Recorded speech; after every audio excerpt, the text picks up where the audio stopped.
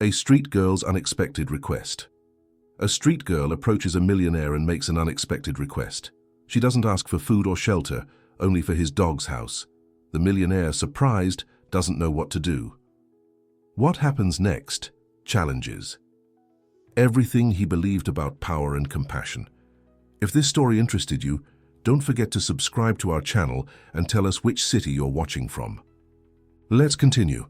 I promise this will be the best story you'll hear in your life. The rain poured down on the streets of Chicago like a dense, relentless curtain. Lightning cut through the dark afternoon sky, while thunder echoed between buildings like the roar of a wounded beast. The gutters could no longer drain all that water, and the streets quickly transformed into small urban rivers. In the midst of that storm, a small figure ran desperately along the soaked sidewalks. Emily was only 6 years old, but her eyes carried a maturity that shouldn't exist at that age. Her brown hair stuck to her wet face, and her torn clothes weighed like a second skin. Her bare feet left small bloodstains on the grey concrete, cut by glass shards and debris that the rain dragged through the streets. She constantly looked behind her, her heart beating so hard it seemed ready to leap from her chest. The voices of the men pursuing her blended with the noise of the storm, but she could still hear them, getting closer and closer. She didn't fully understand what they were shouting, but she knew they blamed her for something she had never done. The injustice of the situation weighed on her small shoulders like a giant stone.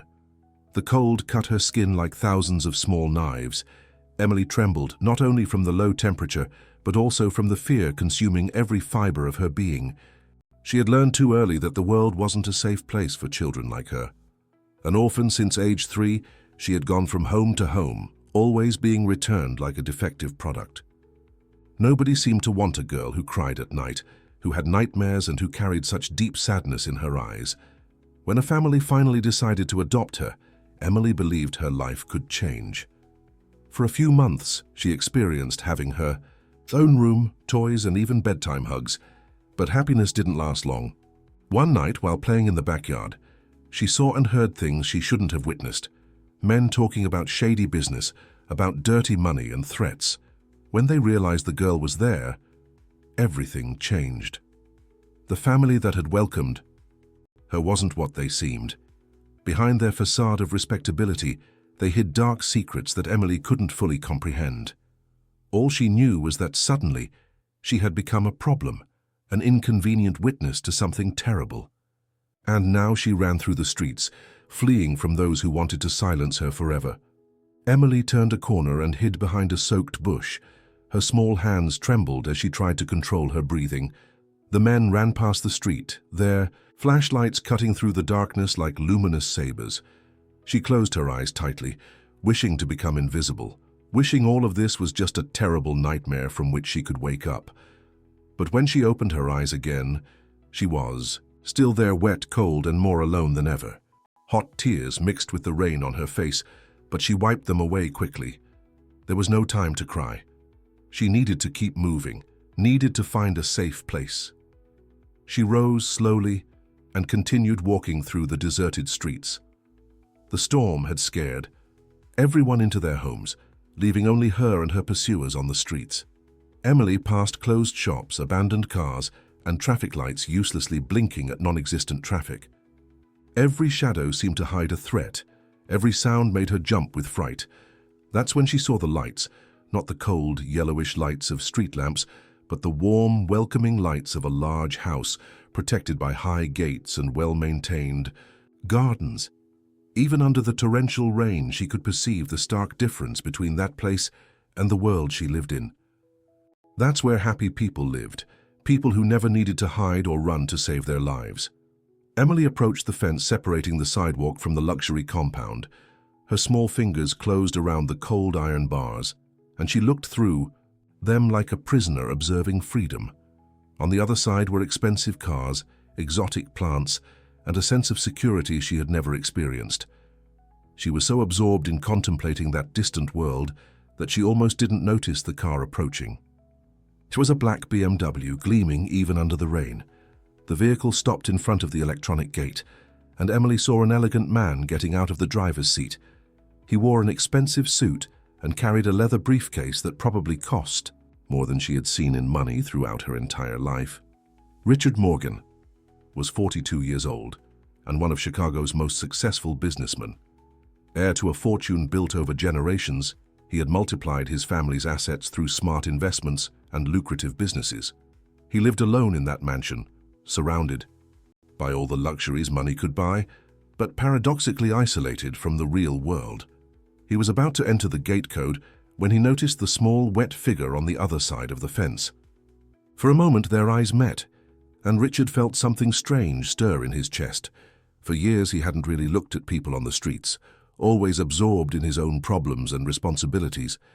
But something in those childish eyes made him stop. Emily gathered all the courage that remained in her small body and approached the gate. Her voice came out weak and trembling, almost lost in the noise of the rain, but she managed to pronounce the words that could either save her life or seal it forever. "Please, sir," she whispered, clinging to the gate bars. "I just need a place to hide from the storm. Any place will do. I promise I won't bother you." Richard stood still, observing that soaked child who was obviously in despair. His rational mind screamed for him to go inside, close the gates, and pretend nothing had happened. He didn't know that girl, didn't know where she came from or what problems she might bring. His life was organized, predictable, and safe, precisely because he kept his distance from complications like that. But there was something in her voice, in the way she asked just for shelter from the storm, that touched a part of his heart he thought had died long ago.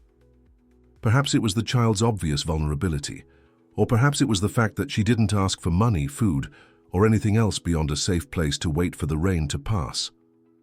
"Are you alone?" he asked, his voice coming out softer than he intended. Emily nodded, unable to speak. Fresh tears sprang from her eyes, but she held them back forcefully. She didn't want the man to think she was too weak or desperate. Richard looked around, checking if anyone else was nearby. The street was completely deserted, except for the two of them. He knew he was about to make a decision that could change everything, but something inside him couldn't simply turn his back on that child. "Come in," he finally said, pressing the button that opened the electronic gate. "You can stay until the storm passes." Emily could hardly believe what she was hearing. For a moment she was paralyzed, fearing it was just a cruel dream.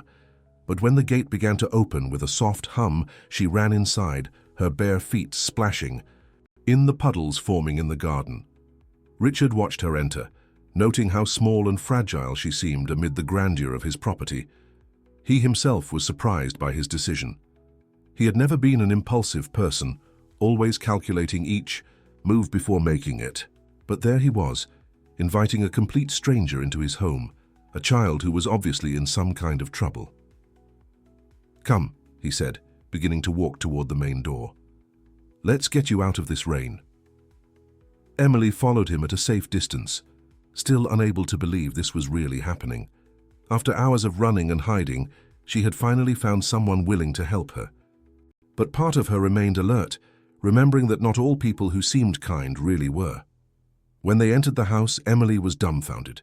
The entrance hall was larger than any place she had ever lived. Shining marble covered the floor, and a crystal chandelier hung from the high ceiling like a domestic constellation. Expensive paintings decorated the walls, and elegant furniture was distributed throughout the visible rooms. Richard noticed the girl's amazement and felt a strange pang of discomfort. For the first time in years, he saw his house through someone else's eyes and realized how everything there screamed luxury and ostentation. He had never questioned this before, but now he wondered how a child who obviously came from poverty felt in that environment. "You must be cold," he said, trying to sound casual. "I'll ask the housekeeper to prepare a hot bath and find some dry clothes for you." Emily quickly shook her head. "You don't have to, sir. I just wanted a place to hide from the rain. I don't want to be a bother." The way she spoke, always apologizing for existing, made Richard's heart tighten in a way he couldn't explain. There was a painful humility in that child, as if she had learned from a very early age that she didn't deserve to occupy space in the world. "It's no bother at all," he insisted, kneeling to be at her eye level. "What's your name?" "Emily," she answered softly, still trembling from cold. Emily, he repeated, and there was something gentle in the way he pronounced the name. It's a beautiful name. I'm Richard, and you're going to stay here until you feel better. It's okay. She nodded timidly, but Richard could still see distrust shining in her eyes. He wondered what kind of life that girl had had to be so cautious, so prepared to be rejected or abandoned. While Richard called the housekeeper and arranged care for Emily, he had no idea that his decision to open the gates on that rainy night was about to change not only the girl's life, but also his own, in ways he could never have imagined. Outside, the storm continued to roar, but inside the mansion, two lonely souls had found unknowingly the beginning of something that could heal old wounds and create bonds stronger than any adversity. The housekeeper, Martha, a 60-year-old woman who had worked for the Morgan family for more than 2 decades, came down the stairs with an expression of surprise on her face. She had never seen Richard bring anyone home, much less a wet child who was clearly in a vulnerable situation. "Mr. Richard?" she asked, stopping at the bottom of the staircase and observing the scene before her. "Martha, this is Emily," said Richard, keeping his voice calm and controlled. "She needs a hot bath and dry clothes. See if you can find something that fits her." The housekeeper looked at the girl with maternal eyes. Over the years, she had raised 4 children of her own and developed a keen protective instinct. She could clearly see that this child had been through something terrible. The torn clothes, the cuts on her feet, and especially the fear that shone in her eyes told a story that needed no words. "Of course, sir," she replied, approaching Emily with smooth, non-threatening movements. "Come with me, dear.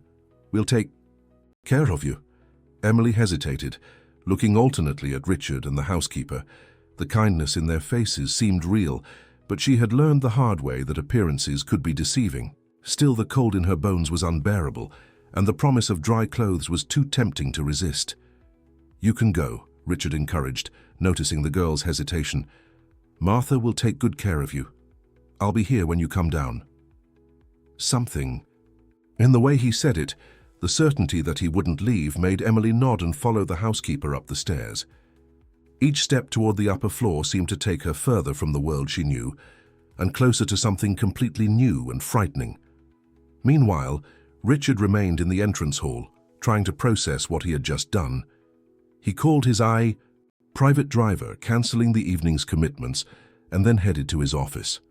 He poured himself a glass of whiskey and sat in his leather armchair, trying to understand the impulse that had led him to help a complete stranger. In the last 15 years, since he had fully taken over the family business after his parents' departure, Richard had built high walls around his personal life. Relationships were unnecessary complications, and he had learned it was easier to keep people at a distance. His last serious attempt at a relationship had ended 5 years ago when his ex-fiancée left him, considering that he was emotionally unavailable and unable to truly connect with another human being. At the time, Richard had viewed the breakup as a relief. Relationships required time, emotional energy, and commitments he wasn't willing to make. His company thrived, his investments yielded substantial profits, and he had total freedom to make his own decisions. It was an orderly and predictable life, exactly how he liked it. But that night, looking at that desperate child, something had awakened within him. Maybe it was the way she had asked for help, demanding nothing beyond the basics. Or maybe it was the recognition that behind all his wealth and success, he too was alone and lost in his own way. Upstairs, Martha helped Emily out of her wet clothes, making a conscious effort not to show the shock she felt at seeing the girl's condition. Besides the cuts on her feet, there were scratches on her arms and legs, and she was visibly malnourished. While preparing a hot bath, the housekeeper conversed softly, trying to make Emily feel safe. "How long has it been since you ate properly?" "Dear?" asked Martha, testing the water temperature. "I don't remember," Emily answered honestly. "Sometimes I found things in restaurant garbage." Martha's heart tightened. She had raised children and knew exactly what a 6-year-old should look like. Emily was clearly underweight, and there was a maturity in her eyes that shouldn't exist in someone so young. While Emily bathed, Martha went downstairs to talk to Richard. She found him still in his office, lost in thought. "Mr. Richard," she began, closing the door behind her, "may I speak frankly?" "Of course, Martha, you always can. That girl has been through something terrible. She's malnourished, injured, and obviously terrified. She's not a child who simply got lost from her family during the storm." Richard nodded gravely. "I figured it wasn't that simple. What do you intend to do?" It was a fair question, and Richard didn't have a clear answer. "I don't know yet. For now, she can stay until she recovers and until we figure out how to help her properly." Martha studied her employer's face. In 2 decades working for him, she had witnessed his gradual transformation from a hopeful young man into a closed-off, isolated one. Seeing Richard show compassion for a complete stranger was something new, and she wondered if this little girl might be exactly what he needed to rediscover his humanity. "She'll need proper clothes," said Martha, "and nutritious food, and probably medical care. Arrange everything necessary," Richard replied without hesitation. "Money is not an issue." 40 minutes later, Emily came down the stairs completely transformed. Martha had found an oversized nightgown that belonged to one of the caretaker's daughters and had brushed the girl's hair until it shone. With a clean face and dry clothes, Emily looked like a normal child if not for the caution still present in her movements. Richard stood up when she entered the living room and again knelt to be at her height. "Feeling better?" he asked. Emily nodded, but continued keeping her distance. "Thank you for the bath and the clothes," she said politely. "Has the storm stopped yet?" Richard looked out the window.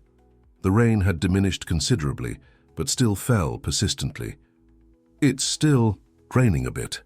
Why don't you eat something before thinking about leaving?" The mention of food made Emily's stomach audibly growl, and she blushed with shame.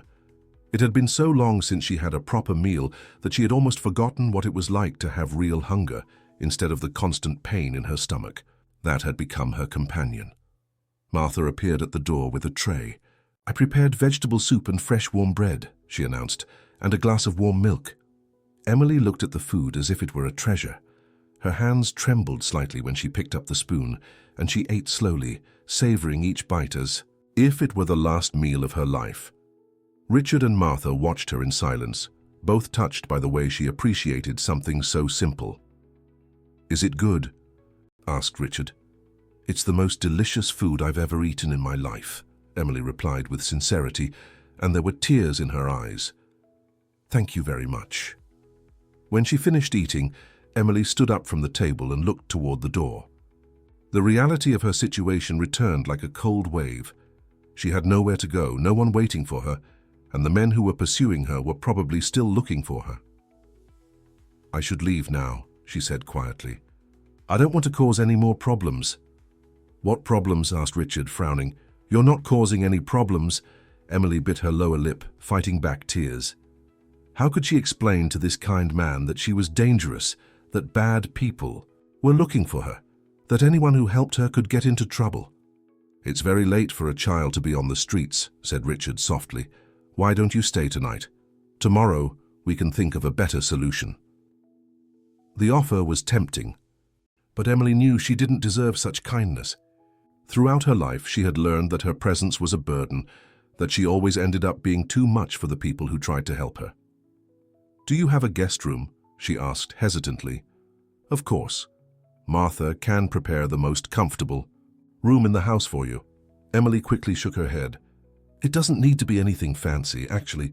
She paused, gathering courage to make a request that would reveal more about her pain than any explanation could.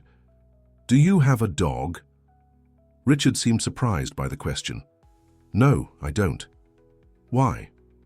"It's just that—" Emily swallowed hard, her words coming out in an almost inaudible whisper. "Can I sleep in the doghouse if you have one, I mean? I don't need much space. And I promise I won't dirty anything." The silence that followed was broken only by the sound of rain outside. Richard and Martha looked at each other, both shocked by the request. It wasn't just what Emily had said, but the way she had said it with a shy hope, as if being in a doghouse was a privilege for which she should beg. Richard felt something break inside his chest. At that moment, he understood that this girl wasn't just physically wounded. Her soul had been hurt in a way he could barely imagine. The idea that a child would consider a doghouse a suitable place to sleep revealed a history of rejection and abandonment that went far beyond what he had imagined. "Emily," he said, his voice choked with emotion, "you are a person, not an animal. You deserve to sleep in a comfortable bed in a heated room with soft pillows and warm blankets." The tears Emily had been holding finally fell. "But I always sleep in small places," she explained. "It's safer, and I don't want you to regret letting me in." Richard stood up and walked to the window, trying to control his own emotions. Outside, the city continued. Its normal life, indifferent to the drama unfolding inside his house. He thought of all the times he had passed children on the street and looked away, of all the opportunities he had had to make a difference, and had chosen the easier path. "Emily," he said, turning back to her, "you're going to sleep in the best room in this house, and you're going to have breakfast at a beautiful table with good food and people who care about you, not because you deserve less, but because you deserve this and much more." The girl looked at him with a mixture of hope and disbelief. "Really? You won't change your mind during the night?" "I won't change my mind," promised Richard, and for the first time in many years, he was making a commitment that came from the heart, not the mind. Martha approached Emily and extended her hand. "Come, dear, I'll show you your room. It has a view of the garden and a bed that feels like a cloud." As the two went up the stairs, Richard remained in the living room, contemplating how a simple question about a doghouse had revealed not only the depth of Emily's pain, but also the extent of his own loneliness. For the first time in years, his silent mansion no longer seemed like a refuge, but rather a golden prison he had built around himself. Up high, Emily looked out the bedroom window, observing the city lights that shone through the rain. For the first time in a long time, she was safe, warm, and well-fed. But part of her still expected to wake up and find that it had all been a cruel dream. Outside the mansion, shadowy figures observed the property from the shadows, planning their next move. The search for Emily was far from over, and the storm that had brought the girl to Richard was about to transform into something much more dangerous. The first rays of morning sun filtered through the bedroom curtains, awakening Emily from a deeper sleep than she had experienced in months. For a few blessed seconds, she forgot where she was and why she was there. The bed was really as soft as a cloud, just as Martha had promised, and the sheets smelled of fresh lavender. But reality soon returned like a cold wave. Emily sat up, in bed, looking around the luxurious room that seemed straight out of a movie. Dark wood furniture, delicate wallpaper, a cozy armchair near the window, and on the nightstand, a small vase with fresh flowers. It was more beautiful and comfortable than any place she had ever slept, and that only increased her feeling of not belonging to that world. She went downstairs barefoot, her feet making no noise on the thick carpet. She could hear voices coming from the kitchen, and the aroma of fresh coffee and toasted bread made her realize how hungry she was. Even after the soup from the night before, her body was still recovering from weeks of malnutrition. In the kitchen, she found Richard sitting at the table, reading newspapers and drinking coffee, while Martha prepared breakfast. Both looked at her when she appeared at the door, and Emily felt a pang of anxiety. What if they had changed their minds during the night? What if the daylight had revealed that helping her had been a mistake? "Good morning, Emily," said Richard, folding the newspaper and smiling at her. "How did you sleep?" "Very well, thanks." "You," she replied timidly. "It was the best night's sleep of my life." Martha approached with a plate full of pancakes, scrambled eggs, and fresh fruit. "I hope you're hungry, dear. I prepared a special breakfast for you." Emily looked at the plate with wide eyes. It was enough food for 3 meals, at least in the world she came from. She sat at the table hesitantly, still expecting someone to say it had all been a misunderstanding. "Eat as much as you want," Richard encouraged, noticing her hesitation. Martha loves cooking for people who appreciate her food. As Emily ate, Richard observed her discreetly. In daylight, she seemed even more fragile and young. He had spent much of the night awake, thinking about the situation and trying to decide what the next step would be. He needed to find out where she came from, if she had family looking for her, and how he could help her more permanently. "Emily," he said softly, "can you tell me a little about your family? Your parents must be worried about you." The girl stopped eating and lowered her eyes. "I don't have parents," she said quietly. "They're gone when I was little." "Gone?" Richard frowned. "You mean they passed away?" Emily nodded without raising her eyes from the plate. "It was a car accident when I was 3 years old. Since then, I've lived in various places. Orphanages, families who wanted to adopt me but then changed. They're mines." Her voice faltered on the last sentence, and Richard felt his heart tighten. He had grown up in a loving family, even if distant, and had never experienced the pain of abandonment that this child clearly knew all too well. "And last night," he continued gently, "why were you running in the rain?" It was then that Emily raised her eyes, and Richard saw real fear shining in them. She looked nervously at the window, as if expecting to see threatening faces on the other side of the glass. "I saw things I shouldn't have seen," she whispered. "The last family that took me in, they seemed like good people, but they were actually doing bad things. And when they found out I knew, they got angry. They said I was dangerous, that I couldn't tell anyone what I had seen." "What kind of things did you see?" asked Richard, although he already suspected he wouldn't like the answer. Emily trembled, remembering the terrible night when her life had changed forever. Men would come to the house late at night. They talked about money, about people who owed them, about how to make those people pay. "And I saw them hurting someone in the basement." Richard's blood ran cold. The girl had witnessed clearly criminal activities, which explained why she was being pursued. It wasn't just bad people trying to silence a child, they were professional. Criminals who saw Emily as a threat to their business. "Emily," he said, keeping his voice calm so as not to frighten her more, "do these people know where you are now?" "I don't know," she admitted. "I ran for a long time in the rain, but they're smart and they have many friends. They always find me when I think I'm safe." Martha, who had been listening to the conversation in silence, approached the table. "Mr. Richard, perhaps we should call the police." Emily vigorously shook her head. "No, please, don't call the police. They have friends there too. That's how they always found me before. Someone always tells them where I am." The revelation that police corruption was involved made Richard realize the gravity of the situation. Emily wasn't just running from common criminals.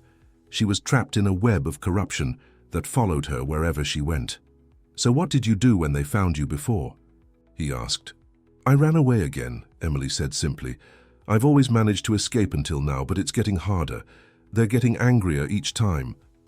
Richard stood up and began walking around the kitchen, processing the information. He had thought he was simply helping a lost child, but now he realized he had become involved in something much more complex and dangerous. "Emily," he said finally, "do you trust me?" She nodded hesitantly. "I think so. You've been kind to me." "Then I promise I'll protect you. I won't let these people hurt you." "But you don't understand," protested Emily, tears springing to her eyes. "They're very dangerous. I can't ask you to risk yourself for me. I should leave before they find out where I am." "You're not going anywhere," Richard said firmly. "This is your home now, for as long as you need it." Before Emily could respond, the intercom at the main entrance sounded. Martha went to the security monitor and frowned. "Mr. Richard," she said with concern in her voice, "there are 2 men at the gate. They say they're detectives and want to talk to you about a missing child." Emily turned as pale as paper. "It's them," she whispered, grabbing Richard's arm. "They always pretend to be police officers." Richard looked at the monitor and saw 2 men in suits outside the gate. They looked professional, but there was something about their expressions that didn't convince him. Besides, it was very early for an official visit, and they hadn't made an appointment. "Martha, take Emily to her room and lock the door," he instructed. "Don't come out until I say it's safe." "What about you?" asked Emily, clearly terrified. "I'll talk to them, find out exactly what they want. Please don't hand me over to them, Emily begged, clinging to him. Please. Richard knelt and held her hands. I promised I would protect you, remember? And I always keep my promises. As Martha took Emily upstairs, Richard headed to the intercom. He took a deep breath before pressing the button. Can I help you? He said, keeping his voice neutral. Mr. Morgan, said one of the men, we're from Child Services. We're looking for a child who disappeared last night during the storm. A neighbor said she saw you talking to a little girl at the entrance to your compound. A neighbor, repeated Richard, knowing this was a lie. There were no neighbors close enough to have seen any conversation at the entrance to the compound, especially during the storm. Yes, sir, would it be possible for us to talk in person? It's a delicate matter. Richard hesitated. Letting those men in would be dangerous, but refusing to cooperate could also raise suspicions. Besides, he needed to find out exactly who they were and what they knew.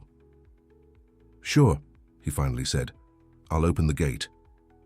As the men walked up the property entrance, Richard sent a quick message to his personal lawyer, asking him to come immediately. If these really were criminals pretending to be police, he wanted legal protection present. The men entered the house with the confidence of those accustomed to intimidating people. The taller one, who introduced himself as Detective Simmons, looked around the room with obvious interest in the displayed wealth. Nice house, he commented. Do you live alone? Yes, Richard lied. Just me and my housekeeper. I see. Well, as I said, we're looking for a girl, Emily Miller, 6 years old, brown hair, wearing torn clothes when she disappeared. The fact that they knew Emily's full name confirmed Richard's suspicions. These weren't real police officers, or if they were working for the criminals pursuing the girl. I haven't seen any child, Richard said calmly. Why do you think she would be here? The second man, who had introduced himself as Detective Cooper, stepped forward. As I said, a neighbor reported seeing you talking to a child, and frankly, Mr. Morgan, your property would be a perfect hiding place for someone who wanted to hide.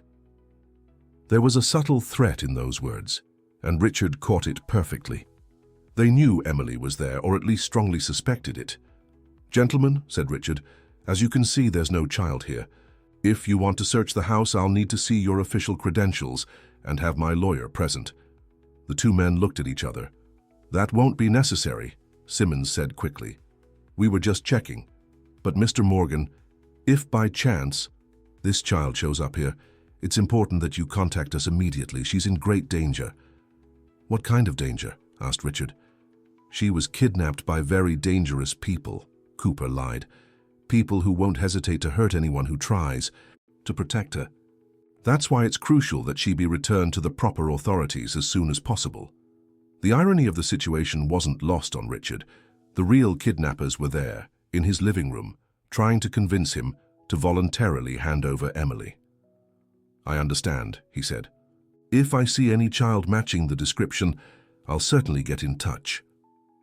After the men left, Richard ran upstairs to the room where Emily and Martha were hiding. He found the girl curled up in a corner, trembling with fear. They're gone, he announced. But you were right. They definitely weren't real police officers. They'll come back, Emily said with certainty. Now they know I'm here. They always come back. Richard sat on the bed and looked at her. At that moment, he realized he was no longer just dealing with a decision to help a child in need. He was making a choice that could put his own life at risk, that could destroy everything he had built. But when he looked at Emily, he saw not just a frightened girl, but a person who had been abandoned by all the adults who should have protected her. He saw a child who had learned to expect the worst from people, who had been forced to grow up too fast, and who still maintained a spark of hope in her eyes. Emily, he said, they may try to come back, but they won't be able to take you. I promise? How can you be sure? She asked. Richard smiled, and there was a determination in his eyes that wasn't there before.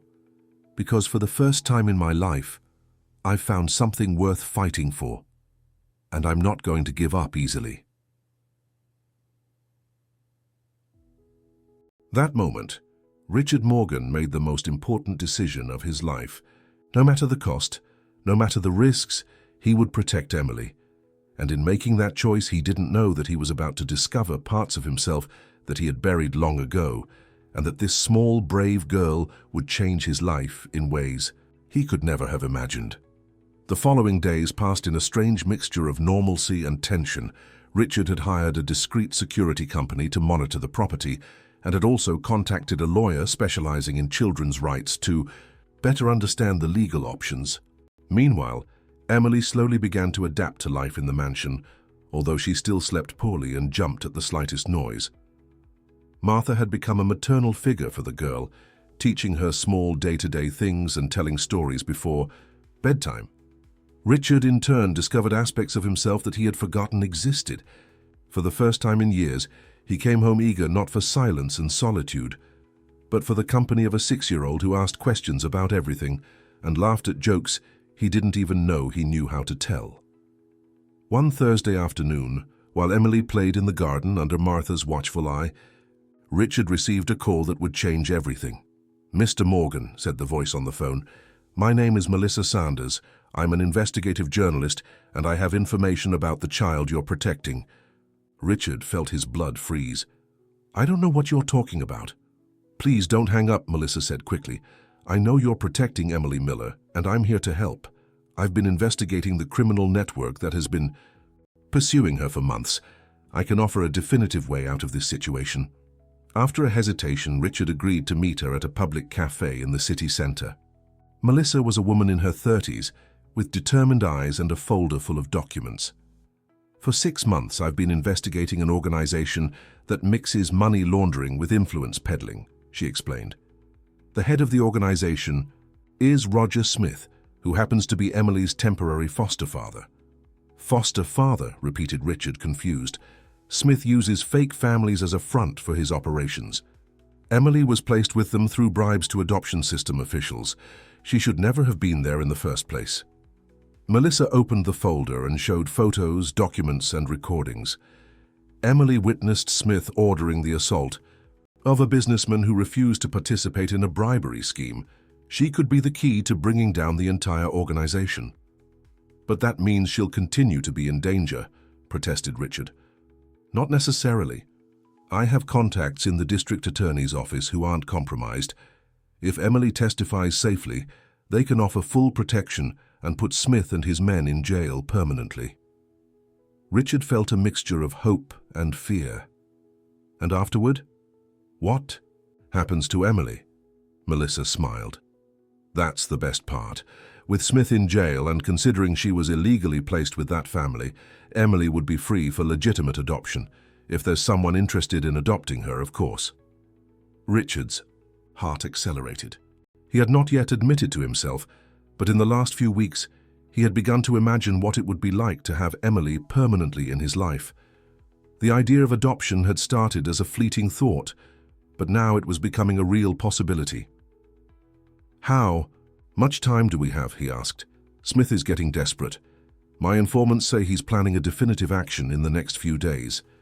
We need to act quickly." That night, Richard talked to Emily about the plan. The girl, who had learned not to trust easily, asked many questions. "What if it goes wrong?" she asked. "What if after testifying they send me to another orphanage?" Richard knelt beside her bed. "Emily, can I ask you a question?" She nodded. "How would you feel if you could stay here forever? If Martha, you and I were a real family?" Emily's eyes filled with tears. "You want to adopt me?" "More than anything in the world," Richard replied, surprising himself with the sincerity of his own words. "Since you arrived here, this house has finally become a home. You taught me what it means to really care about someone." Emily threw herself into his arms, crying, "I want to stay here forever. But what if I'm not good enough? What if I do something wrong?" "Emily," said Richard, holding her affectionately, "you don't need to be perfect. You just need to be yourself, and you're already more than I could ever have dreamed of in a daughter." The word daughter hung in the air between them, loaded with meaning and promise. 2 days later, the plan was put into action. Emily would testify via video conference from a secure location in the district attorney's office, with Richard and Melissa by her side. The testimony would be decisive in convicting Smith and his entire organization. On the morning of the hearing, Emily was visibly nervous. She wore a new dress that Martha had bought especially for the occasion, and her hair was carefully combed. "I'm afraid," she admitted to Richard as they headed to the armored car that would take them to the district attorney's office. "So am I," admitted Richard, "but sometimes we need to face our fears to protect the people we love." "You love me?" asked Emily, her eyes shining. "I love you more than I thought it was possible to love anyone," he replied, and it was the purest truth he had ever told in his life. The testimony lasted 3 hours. Emily, with impressive courage for a 6-year-old child, told everything she had seen and heard. Her voice was clear and firm, and her answers precise. On the other side of the screen, Smith and his lawyers tried to discredit her testimony, but the girl's sincerity was undeniable. When it was all over, the prosecutor approached them. "With this testimony, we have enough evidence to convict Smith and dismantle the entire organization. Emily is officially out of danger." 3 months and later, on a sunny Saturday morning, Richard, Emily, and Martha were gathered in the mansion's garden for a small celebration. The adoption process had been finalized the day before, and Emily was now officially Emily Morgan. "Dad," said Emily, still getting used to the word, "can I make a special request?" "Of course, daughter, anything." Emily smiled, an expression of pure happiness lighting up her face. "Can we have a dog? A golden retriever like I've always dreamed of?" Richard laughed, remembering the first night, when she had asked to sleep in the doghouse. Now she wanted a dog for company, not a place to hide. "We can have as many dogs as you want," he promised. "And can I choose the name?" "Of course." Emily thought for a moment. "I'm going to call it Hope, because that's what you gave me when I needed it most." Martha, who had been preparing the special celebration lunch, approached with tears in her eyes. "Mr. Richard, may I say something?" "Always, Martha. In 20 years working here, I've never seen you so happy. Emily didn't just gain a family, she saved one." Richard looked around the garden, seeing through new eyes. The mansion that had previously been just an expensive house was now full of life, laughter, and love. Emily had brought light to dark, corners of his soul that he didn't even know existed. "Dad," said Emily, interrupting his thoughts, "thank you for not giving up on me." "Thank you for not giving up on us," he replied, embracing her. That afternoon, as they played in the garden with the new golden retriever they had adopted from a shelter, Richard reflected on how life could completely change in a matter of weeks. He had found Emily lost in the storm, but it was actually he who had been lost. She had shown him that real wealth wasn't measured in money or possessions, but in the capacity to love and be loved. Emily, in turn, had finally found what she had always searched for, not just a roof over her head or food on her plate, but a place where she truly belonged. Where she was loved not despite her scars and fears, but including all parts of who she was. As the sun set over Chicago, painting the sky with shades of orange and pink, Richard, Emily, and Martha sat in the garden to watch the sunset. Hope slept peacefully at Emily's feet, and for the first time in her life, the girl wasn't looking over her shoulder, wasn't preparing to run. "Dad," she said softly, "I love you. I love you too, daughter, forever." And in that moment, both knew they had found something that neither had really believed existed. A true family, built not by blood ties, but by choice, love, and the courage to open one's heart even after being hurt. The storm that had brought Emily to Richard had passed long ago, but the rainbow it had left behind would continue to shine throughout their lives. The end.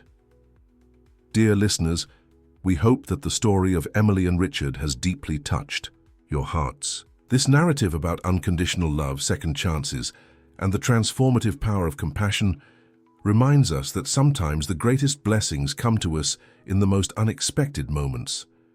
To continue this emotional journey with us, we've prepared a special playlist with equally captivating and inspiring stories. You can find it by clicking here on the left side of the screen. If this story awakened special feelings in you, Don't forget to subscribe to our channel and leave a like on this video. Every day we bring unique narratives that explore the complexity and beauty of human life, stories that connect us and remind us of what really matters. Don't miss our upcoming content and come share your